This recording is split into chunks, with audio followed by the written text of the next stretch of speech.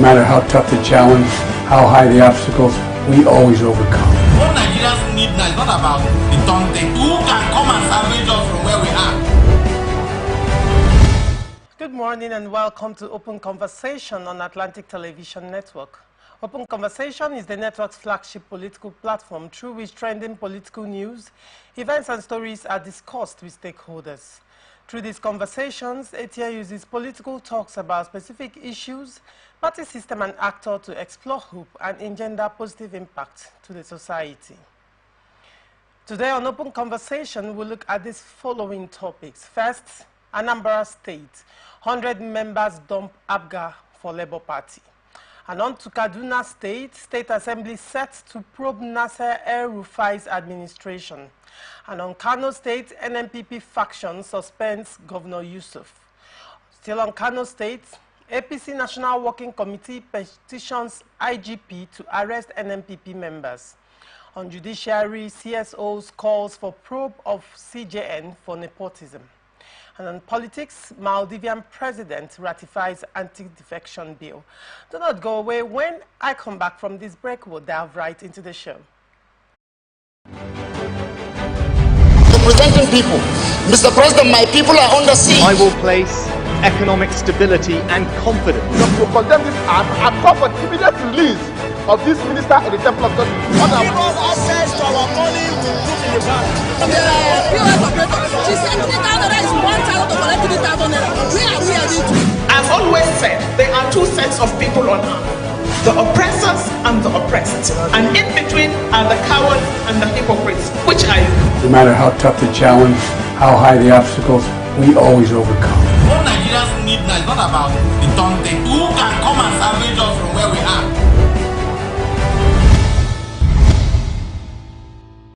From the line across the ocean to the land beyond the mountains, through the Sahara, we bring on sport news, live analysis, expert discussions on trending stories in politics, business, socio-economy, sports, and documentaries.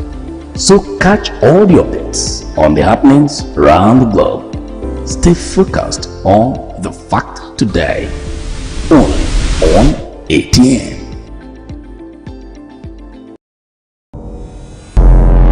Every day, our lives are changed by history. We are one people, all of us. Leaders, politics. Nobody's ambition is what they blood. I have fought very firmly. Natural occurrence, war, and the world economy.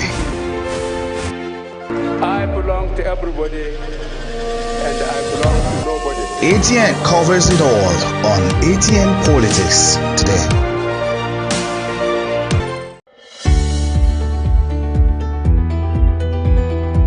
People into the country illegally. That is amazing. Honorable you human trafficker. Honorable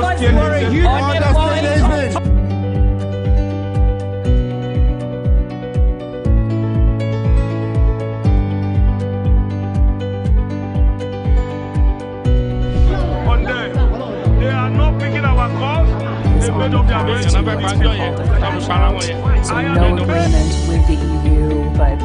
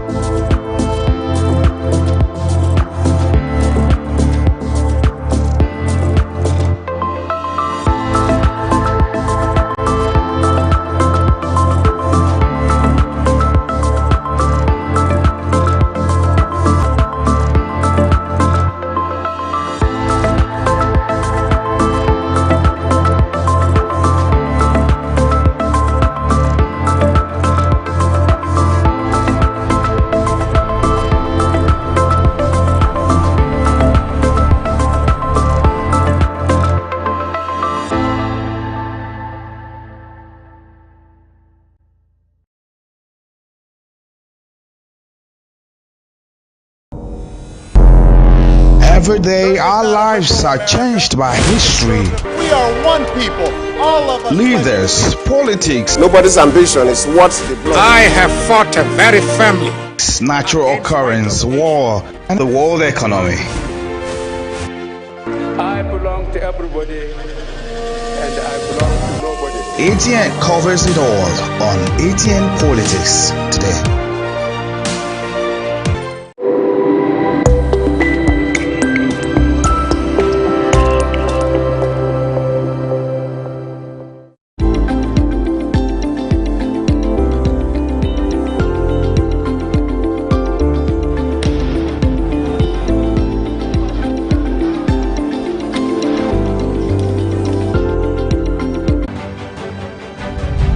Representing people.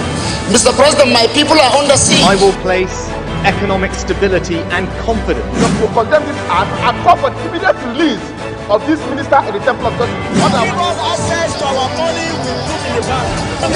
POS operator, she said 3,000 naira is 1,000 to collect 3,000 naira. Where are we heading to? I've always said there are two sets of people on earth. The oppressors and the oppressed. And in between are the cowards and the hypocrites. Which are you? No matter how tough the challenge, how... Thank you for staying with us. It's still Open Conversation on Atlantic Television Network. Today I have with me on the show Jackson Lekon Ojo, a political analyst. Good morning, Mr. Jackson. It's my pleasure. Good morning, Nigerians and across the globe. And I also have with me the ADC spokesperson, Rivers State Chapter, Luckyman Egila. Good morning, Mr. Luckyman. It's a pleasure to have you. Good morning. Thank you very much. Grand Alliance in Anambra State dumped the party and joined Labour Party, vowing to ensure the incumbent state governor, Professor Chukwuma Soludo, does not get re-elected.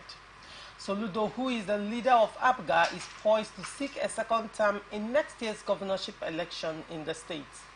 The Dikampis, who were mainly from Obaru local government area of the state, were Obaru 1 constituency of the State House of Assembly in 2023 election, Honorable Ndubisi Igwilo accused Soludo of working against Peter Obi's presidential ambition in the 2023 election.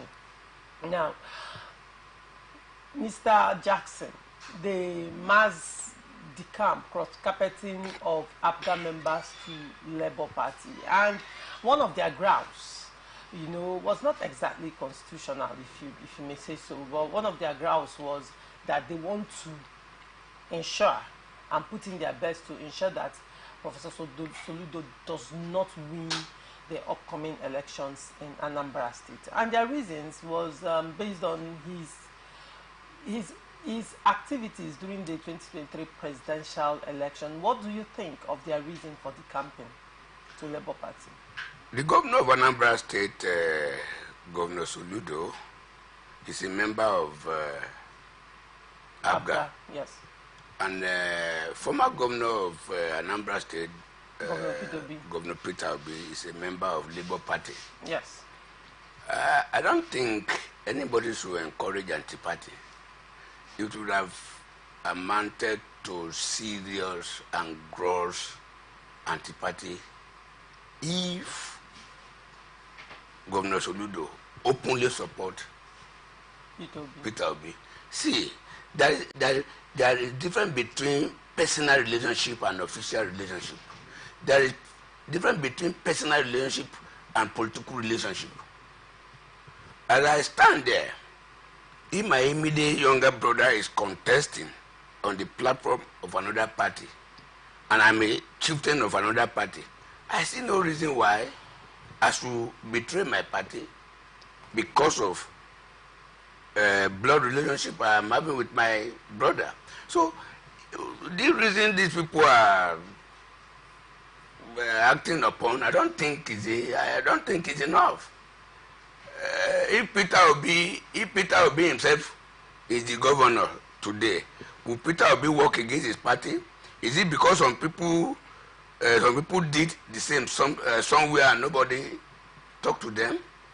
I think Soludo has done the right thing to support the presidential candidate of the party that voted him as a governor. I don't think he has done anything wrong in in doing so. And these people are saying they will stop him from coming back 2027 or 2025 or thereabout. They should go ahead if they have the capacity. If an handful of persons, few persons, headed by somebody that could not even win House of Assembly, if they are raking and they are raging that they are going to stop a whole governor, I don't think there's nothing wrong in their threat. They should go ahead. If the governor will begin to look at them, not until at least 70% of the total voters around that area decamp. I wouldn't believe, and decamping in Nigeria today is a new thing. Most of the people you see, the political power player today you see in APC, they were formerly in PDP. Most of the people you see today in PDP, they were formerly either in ABGA, either in Labour, either, you understand? So all those things, to me, it doesn't matter anything to me. I have not seen anything, no threat. No threat? No threat. All right. Mr. Egila, you know, Chief, in the political terrain, there is this saying that politics is a game of numbers. Now, and there is also this postulation that, you know, when one man decamps, it's not just one man, but other people loyal to the man. And then, if 100 people, about 100 persons have decamped from ABGA to Labour Party, do you think, Mr. Lekon just said that it does not have any impact whatsoever, it's not a threat, but do you think, considering that politics is a game of numbers, that this might trickle down to something monumental for the governor, Professor Soludo? Well, 2025 is an election year for the Anambra people, and the last I checked, Peter Obi is not running for any elections in 2025. However, he is a member of the Labour Party, and in the last election, presidential election, Labour Party won Anambra State, no doubt. They had more votes, but we cannot write it off that it's just a handful of 100 people. As a matter of fact, the way I see it, they have far more reasons to decamp, but they just want to paint the picture that they are decamping because the governor Soludo did not work for Peter Obi in the previous elections. They have not said the actual reasons why they are decamping. That's the way I look at it. But then, like the saying goes, if I decamp, everyone loyal to me decamps with me. So if 100 persons are decamping, it means that it's actually a problem for the governor in that particular local government. Okay. We don't know how far the spread goes, how far this unsatisfaction, this feeling of, look, the governor is not doing well, is running through the minds of Anambarians. We don't know the next set of people that are willing, that are ready or preparing to decamp. I think the governor should watch it because Labour Party is a force that no one can actually, no one should overlook at this point in time in Nigeria. They are the third force, and gradually they are becoming even the second force. Because with the look of things, Labour Party is almost matching PDP in everything that they are doing, gradually. So Soludo should take it very, very serious. He needs to put his act together. He needs to ensure that he begins to see how he can build his structures in a way that they will be on a solid foundation, so that when the time comes, he's going to win. Because if Peter Obi is coming and is campaigning for a Labour Party candidate, it's an issue. Definitely Peter Obi will do that. He's loved by everyone. And when he comes, it's going to be an issue for... Yes, definitely. Professor Soludo will have issues. Because Peter Obi will come and he will say, look, I have done this, I did that, I did these things while I was governor. Are you still seeing these things? My legacy, was it sustained in the state? No, it was not sustained. We want this young man to come and continue from where I stopped. so that the state will continue to govern. Peter Obi is the only governor that left a state without debts. He left Anambra, a rich state, and left with investments here and there. He said it openly, and he's always bragging, "Go and verify." So I don't think Soludo should take this wave of decamping people that are decamping as just see them as just a handful. They might just be a handful, but what about those that are way behind them coming? All right. Well, now, when you look at the political ecosystem of Anambra State, one would wonder, how do you strike a balance, in between this intrigue going on? Because, largely, Anambrarians are loyal to APGA because of the Odumegwu legacy. And several times other political parties have tried, but they have remained dogged in their support for APGA, and that is why it's as if it's been difficult to topple APGA. Then Peter Obi, on the other hand, is setting a new record, set of legacies that people are looking up onto Peter Obi. A lot of people are looking up onto him. When he started, people felt that, oh, it's just Peter Obi, what can he offer? But when he began to speak, and when Nigeria began to say, oh, yes, this man is someone that we ought to take serious, even the East, very close to the elections, people say, oh, we have been neglecting our own. I think we need to begin to do things with him so that Nigerians will know that, yes, he is indeed one of us. So the legacy of Ojukwu is there, but that's so many years ago, and even the Peter Obi also benefited from it and used it as a stepping board to build his own legacy that is up to date today, that people are seeing that, oh, this is what he has done. Some of the Easterners today believe that Nigerians have refused to vote any of their own to become president of the country because of certain things that the likes of Odumegwu Ojukwu did in this country. So let's not also forget the downside of the legacies of Odumegwu Ojukwu. People are trying to see how they can create a fresh start for themselves. And they see, so it's actually an issue for Soludo. Soludo needs to put his acts together, else they'll kick him out of office. Yeah, all right. Ms. Jackson, do you see... What in Anambra State? What we have in Anambra State is obedient. Interesting. That is my belief. Yeah, okay. I have said it on another platform, that the popularity of Labour Party, they should forever continue to appreciate Peter Obi. Because without Peter Obi joining Labour Party wouldn't have been known anywhere. The popularity he took to Labour Party, if he had taken it to any other party, that same party would have been recognized as the third force today in Nigeria. You understand? He is a chieftain of he's a chieftain ADC. Yes. If Peter Obi had come to ADC, you understand? The obedient would have still been there. And ADC would have been recognized as the third force today in Nigeria. And with the kind of serious imbroglio going on in Labour Party is heavily factionalized today. They are not together at all. Even the man that won their gubernatorial candidate in Edo State, another person has taken him to court. The court should drop him. Another Labour Party aspirant.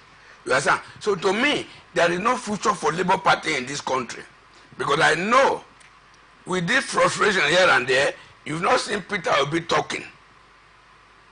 With this frustration, you'll be surprised that 2027, if Peter Obi can build more of his obedience and get more and larger following, he can move to any political party pre-2027, and 2027 he may make any serious surprise.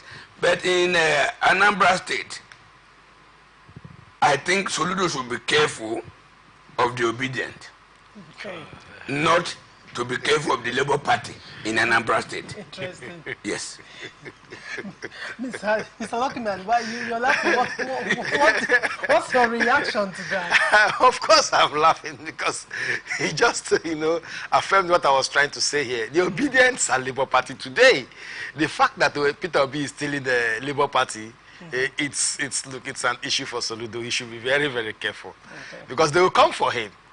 The moment Obi comes in, and we know that Labour Party is having issues presently, but the truth is this: when it comes to electioneering, parties often do this. Let's forget about whatever issues we have. Let's win this election first, because we need it. We need that seat. We can come back to fighting and resolve and settle other issues. But right now, let's come together. When it gets to that point in time, Labour Party will come together and support their candidate, and they will make sure that they win. So the young man Soludo should be, look, Prof, he should be very, very careful. Right. He has a lot of work to do. If he has been sleeping before now, he should just begin to wake up and start working. All right. Can I say something? Yes. Something happened in Edo State recently. After the primary of the Labour Party, the obedience moved. The obedience moved. They said they are not Labour Party. They just had sympathy for the Labour Party. That the sympathy they had for the Labour Party that made Labour Party, achieve what they achieved in the last election, that they will switch that sympathy now for APC. You understand? So you understand? They never believe in Labour Party. Okay. That's true. That is it. That's true. The Kaduna State House of Assembly has constituted an ad hoc committee to investigate all financial transactions, loans, grants, and projects executions by the state government between 2015 and 2023.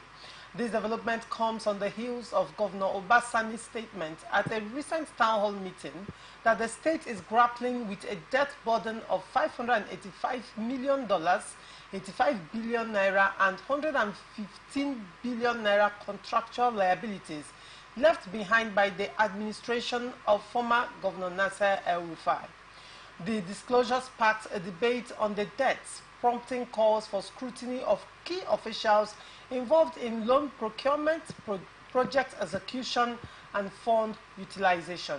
Responding to these demands, the House asked the committee to summon prominent figures, including former speakers of the 8th and 9th Assembly, commissioners of finance, former managing directors of Kaduna MDAs, senior councillor Jimmy Lawal, and former commissioners of budget and planning to appear before it. Mr. Luckyman, what do you think of this development in Kaduna State and the probing of Nasser El-Rufai's administration? Well, Kaduna State is one of the states that are mostly indebted in this country. Their debt profile is very, very high, and I sincerely do not know what they were doing with all these debts and loans that they were collecting here and there. The topography of Kaduna State, even in execution of projects cannot be compared to what the governors in the south here are going through. You want to build a bridge, let's assume you build a bridge in Port Harcourt here.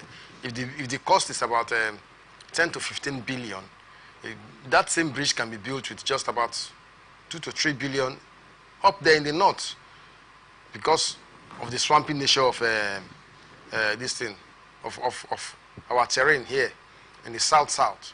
So I begin to wonder, these governors go to FEC, at the end of every month, they get allocations. I don't know the strength of their civil service, that if they don't even have IGRs in the state, that they go as far as borrowing such monies. And most of these governors, at the end of the day, El-Rufai is stinkingly rich. And we begin to ask, for Christ's sake, you are a governor, how much was your salary for the 8 years you were in power? Yes, you're a politician, we know. What investments do you have before you became a governor? All these things. So I think they are doing the right thing. Everyone that worked with him from the time he became a governor till the time he left office, all of them should be called to order and they should be probed. So let's see, because the issue of public officers stealing the resources of a state, steal the state dry, keep the state indebted, and they just leave office, and the next governor will come and he starts borrowing also, because he's missing an empty treasury. All right. So it's an issue. Okay. Mr. Jackson Lekojo, $587 million, 85 billion naira, and 115 billion naira contractual liabilities.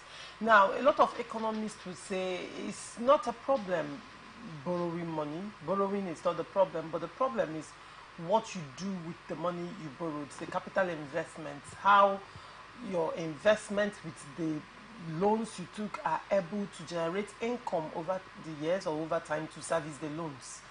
Now, Governor Obasani, not too long ago, came out to even say that he's unable to pay salaries as a result of the debt burden of the state. I can see your reaction on your face already, but I want to know what you think, Mr. Jackson. I love my brother's administrative analysis concerning Kaduna. And that is analysis, I think, is only one governor today in Nigeria that may mark right, give pass mark. And that governor is the governor of Borno State, Professor Zulu. That's the only governor that I know that when you talk of prudence, is there. When you talk of promises of development and growth of its people, is there. Now, let's come back to this issue. I think Obasani is almost 1 year in office now, right? He is a protege of Nasser El-Rufai. Of course.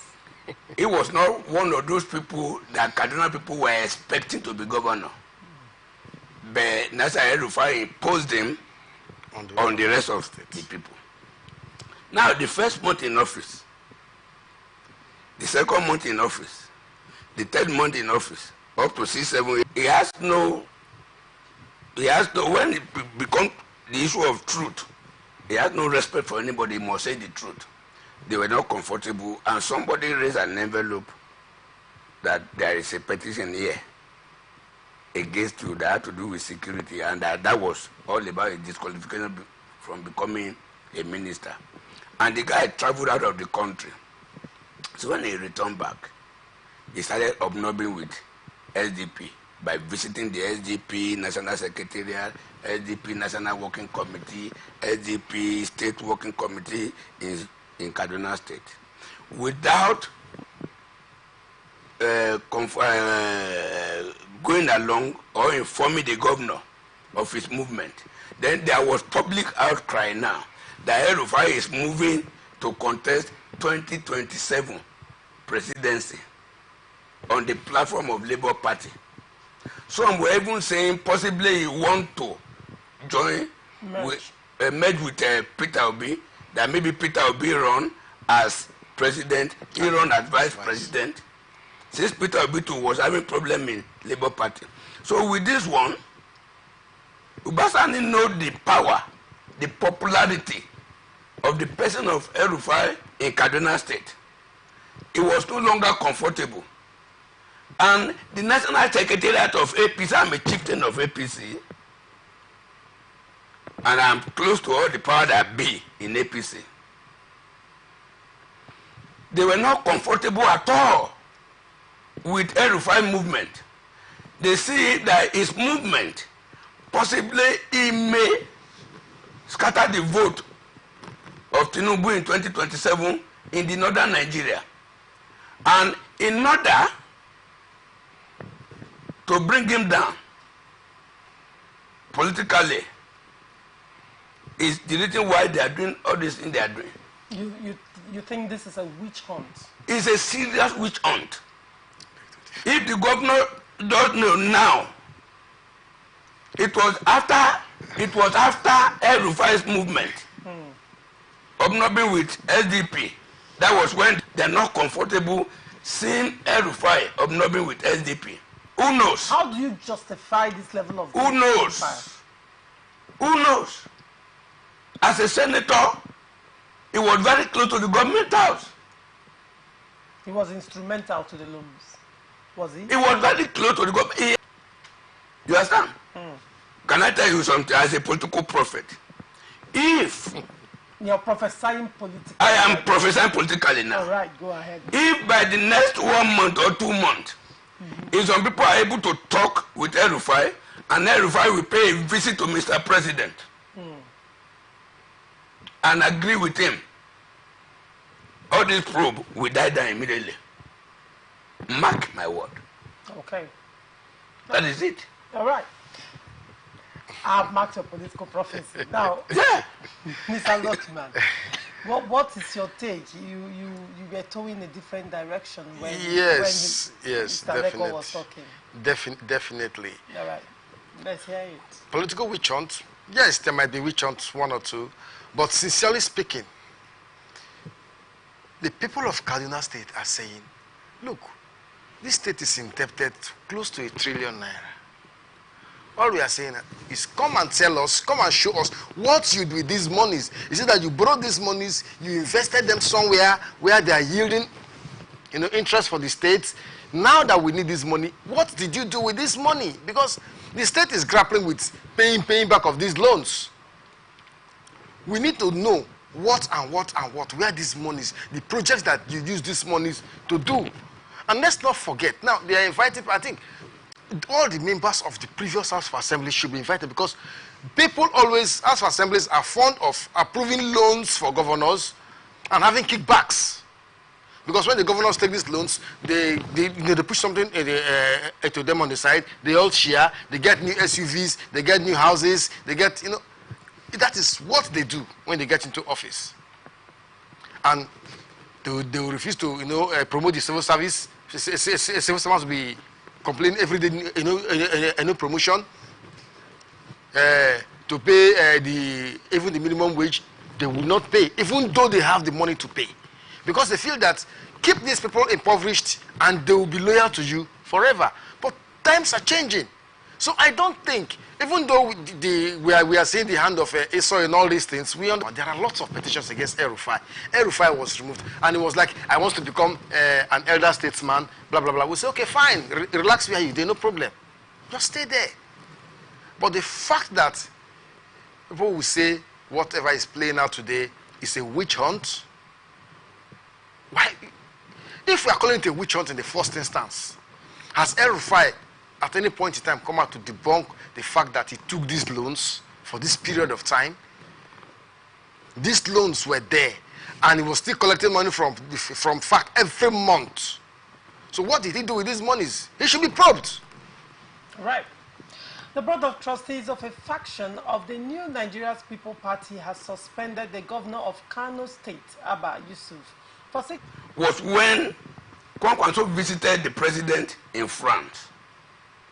And a lot of persons do not know why he visited the president in France. Then later, he visited the president in Aso Rock. And the NNPP were saying they want to know the reason why he visited the president in France. And he said, yeah, he's my president-elect. And he has been a very close friend and political associate for a very long time, based on Kwankwaso. And when the Kwankwasia movement in Kano called for a congress of Kwankwasia, the governor attended. Then the NNPP, the miscreants that are not favored, they now say based on that, why would the governor now visited Kwankwasia as a congress? And that was all the brouhaha you are hearing today. So they are jesters. Now, if I may ask, let me come to you, Mr. Rockman. You are a card-carrying member of a political party, and you are a politician as well as Mr. Lekonju, but movement within the political party. Now, if the Kwankwasias are in NNPP, why hold a different national convention? Isn't the convention supposed to be organized by, by the National Working Committee of the NNPP? Or how does it go in the Constitution? Is it constitutionally right for a section or a faction of a political party to have national convention without the knowledge and the Kwankwansia movement has been there and NNPP has been there. Without the Kwankwansia movement, there is no NNPC, like he said. Without the obedience, there is no Labour Party. Here in Rivers State, the former governor of Rivers State, Chief Barrister Yesom Wike, had GDI as a platform that he used to run for elections. Now, the GDI have their different local government coordinators, officers, this and that, and they come together to have their meetings to elect these people. Call it whatever name you want to call it, either a congress or a convention, it's a gathering. And whenever GDI is gathering, Yesom Wike will be there. Okay. Now, the governor, Abba Yusuf, is a member of the Kwankwansia movement. Yes. We all were aware in this country, even after he has won the election, when they tried to take away the power from him and everything, what the Kwankwansia movement came out to do, we all witnessed it. Where was NNPP at that time when the Kwankwansia movement were fighting to do? So today they will just wake up because someone has brought you and has made you a state chairman of a party, they've made you a state secretary, or just as I am, a spokesman of a political party, and we forget that there are critical stakeholders in a system. It is wrong. It is insulting. And I think this suspension that does their suspension stop the governor from becoming governor?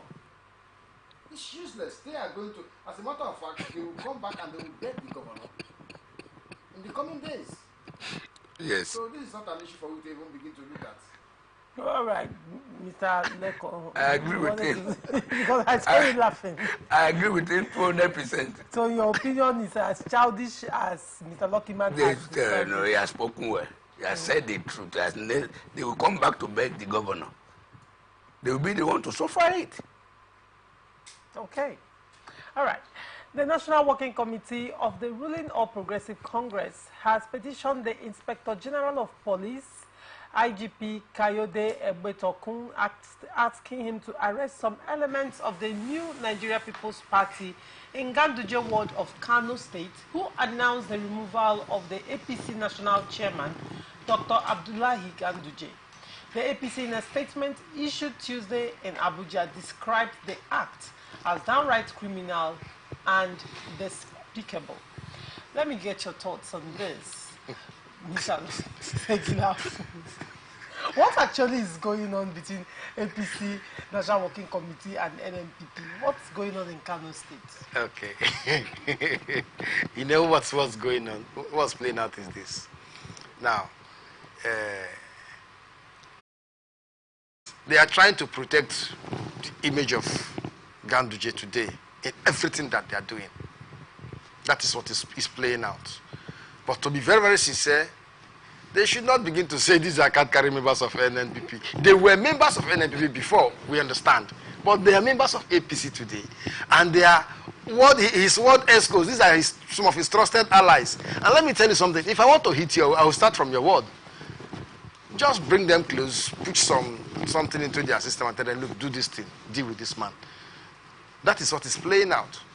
So what I expect Ganduje is to even ensure that he gets back to his state, put his word in order, begin to look at resolution, a mechanism, bring these people on board, say, look, what is happening?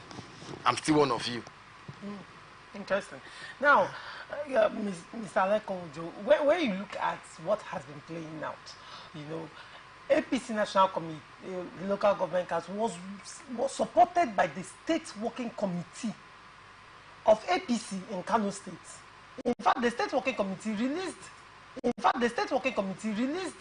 a press release that they have suspended these ward leaders. Now, suddenly, after that press release by the State Working Committee, another faction comes out to release an information on the press. There was a press release that these people are impersonators. That the people now doing the press release, that they are the ones who are actually the duly recognized ward schools. So now the question is, by the State Working Committee. Okay, let me, in Africa, we like to ask a question. Instead of me to answer a question, we ask a question. All right. How do you think where is the power?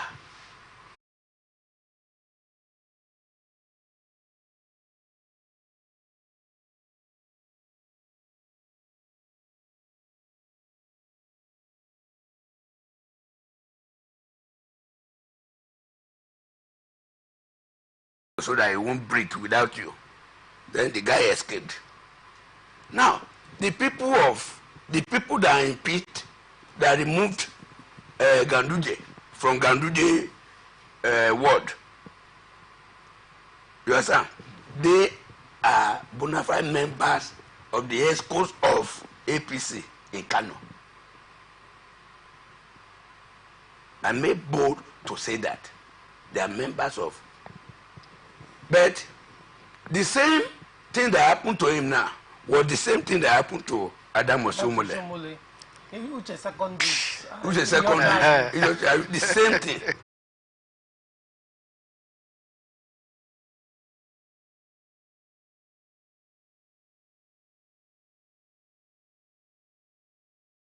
Night to APC.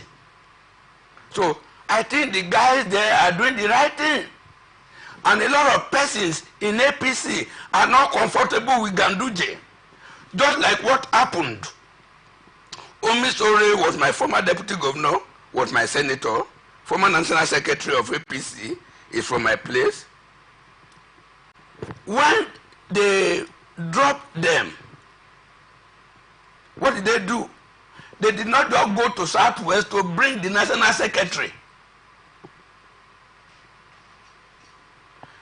They went back to Osun State because it was microzone to Osun State. They went back to Osun State to bring Basiru Ajibola from my state. Ganduje has any direct bearing to the issue going on at the state level in Kano State? Because just after there was call for probe. Yes. Of everything that has happened in his administration, this issue came up. This suspension came up. Do you think they are somehow interwoven? May the soul of this man, I've forgotten his name now, before rest in peace. When he was the national chairman, what happened? They said when he was the special duty minister, that he approved to buy some pen. What I've told you, the forces in the North Central and some people that are not too comfortable with him, with his record in Kano, they sponsored the ward executives. Just like Osumole was sponsored, just like somebody claimed on the national television that he sponsored that of Use Secondus.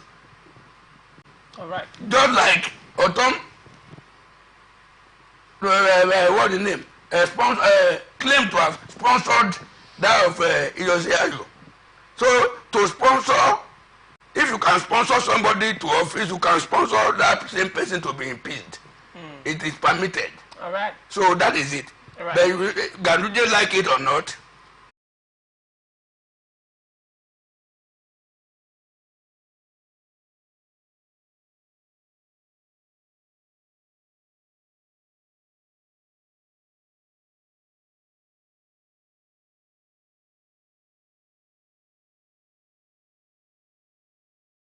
And in between are the cowards and the hypocrites. Which are you?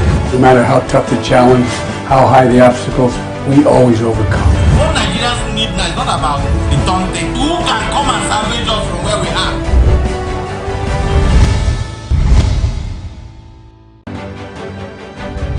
Representing people. Mr. President, my people are under siege. I will place economic stability and confidence. Thank you for staying with us. It's still Open Conversation on Atlantic Television Network. A coalition of civil society organizations has called for an independent investigation into the allegations of nepotism and favoritism against the Chief Justice of Nigeria, Justice Olukayode Ariwola. The National Judicial Council, at a meeting chaired by the CJN, recommended his son, Olukayode Ariwola Jr. as the judge of the Federal High Court in July 2023. Some lawyers in the country kicked against the appointment of Ariwola's son, noting that appointment as a judge should be by merit. Ariwola neither confirmed, denied, nor rescinded the appointment. Meanwhile, the groups under the aegis of the Civil Society Consortium on Judicial Accountability also accused the CJN of appointing his younger brother, Adebayo Ariwola, as an auditor for the NJC. Speaking of the groups, a lawyer, Martin Obono, said the allegations should not be swept. What do you think about these allegations against the Chief Justice of Nigeria? Well, the Chief Justice of Nigeria, I don't know what people are actually thinking. Him appointing his son. In the first instance, what does the law say about the appointment of judges? I know that the NJC appoint judges. And the NJC is not just, it is headed by the Chief Justice of the Nigeria, I know. But there are other judges, there are other people on that board that looks at the qualification and ratifies who is appointed a judge. I am not saying that the Chief Justice of the Federation might not have influenced the appointment of his son in the first instance, but let us look at the judge of a High Court in Rivers State. I'm talking about Justice Mrs. Mary Ojile, while she was still at the Supreme Court. Her daughter was appointed judge in Rivers State. Are we going to say she influenced the appointment of her daughter becoming a judge because she was a Supreme Court justice? The truth is, the daughter was qualified, eminently qualified to be appointed a judge. She is a lawyer. She has served the number of years required as a lawyer to qualify to become a magistrate or a judge. So, if the young man has gone through the ranks and is equitably qualified, I don't think there is any other why anyone should begin to say, oh, okay, if Ariwola was not the CJN of this country, does it mean that the young man should not be appointed as a judge? Do not forget, he also appointed his brother as the auditor of the Judicial Commission, Victoria Ariwola. That was not mentioned, but that was part of the issue as well. Yes, there are three persons directly related to him. Nigerians have a right to begin to look at it when it becomes a trend. Now, that is where the issue is. Now, if we are just talking about his son and probably the brother who is an accountant certified by ICANN and is practicing and has good track records and has been doing business in the country, then that shouldn't be an issue. Right. Yes, the issue of his brother becoming the Auditor General of that speaks volume, because when money is involved, a lot of things will begin to look at it. But when his daughter also is appointed, and these appointments are all linked to him in one way or the other, then it becomes an issue. Nigerians have the right to begin to question. Yes, of course. If it's not right. No, if it is a trend, then it's not right. But in terms of his son, if the son is since the son is qualified, fine. It's a board. There are judges, there are top lawyers. They are members of bar and benchers. Comprises this board we are talking about. And in that board, I know that there is no weighted vote when decision is about to be taken. What do I mean by weighted vote? It does not mean that the president of that board has 2 votes, while others has one votes. So if all of them are sitting down there and they all agreed, the majority agreed that Ariwola's cousins or whatever should become auditor, I don't think there's anything wrong. Ariwola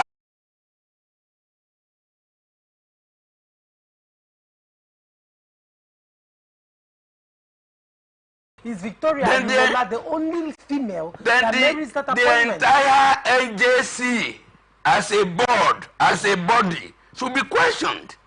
Not Olukayode Ariwola. No. No.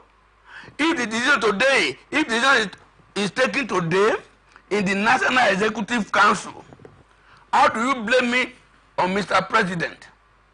Now, you said you do not have a problem with those appointments. Yes. Now, if I may ask, where is the place of equity and fairness in line with the Nigerian Federal Character Principle? How many positions we are talking about there? Where is the line? No, that's the question. You are placed in a position of authority. If it were to be one appointment,